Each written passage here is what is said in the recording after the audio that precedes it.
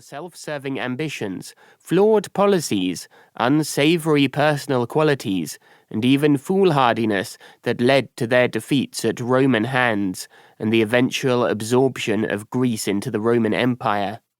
They are viewed as postscripts to the kingdom's heyday and even folded into the history of Roman expansion in the East.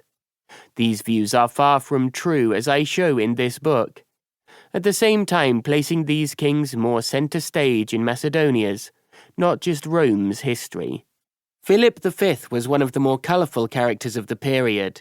He seems to have striven the most to emulate Philip II, Alexander the Great, Demetrius I Poliorcetes, the Besieger, and Pyrrhus of Epirus, all dynamic rulers, always to be found in the thick of battle and demonstrating strategic skills, decisiveness, speed of execution, and daring. Perseus also showed similar qualities and did well for his kingdom, though his entanglement with Rome dominated his reign too much.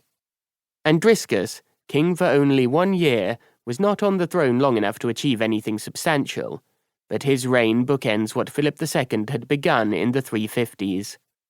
All three kings were at war with Rome, yet despite Roman manpower and resources always putting them at a disadvantage, Philip and Perseus many times had the upper hand in their conflicts and won victories over Roman troops.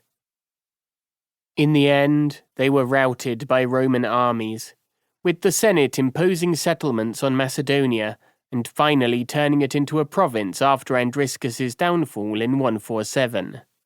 If the Macedonians under Philip II and Alexander enjoyed being an imperial power, those under the later monarchs must surely have had heavy hearts at their situation.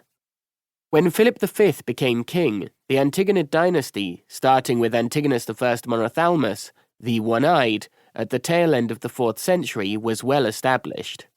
But Antigonid kings faced a different world from rulers of the previous dynasty, the Argead, which had ruled since the early 8th century, especially Philip II and Alexander. Philip had turned the kingdom from a backwater on the periphery of the Greek world into a formidable military and economic power, in the process establishing Macedonian hegemony over the Greeks. Alexander had inherited his father's plan to invade Asia, and in a spectacular decade-long campaign, toppled the Persian Empire and extended Macedonian sway, albeit briefly, as far east as what the Greeks called India, present-day Pakistan.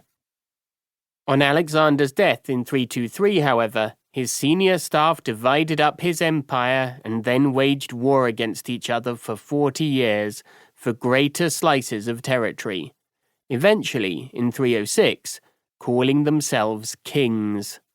When the Wars of the Successors were over in 280, the Hellenistic-era kingdoms of Seleucid Syria and Ptolemaic Egypt had formed, and Antigonid Macedonia and Greece were not far behind.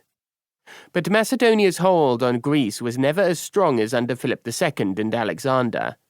The reasons are several.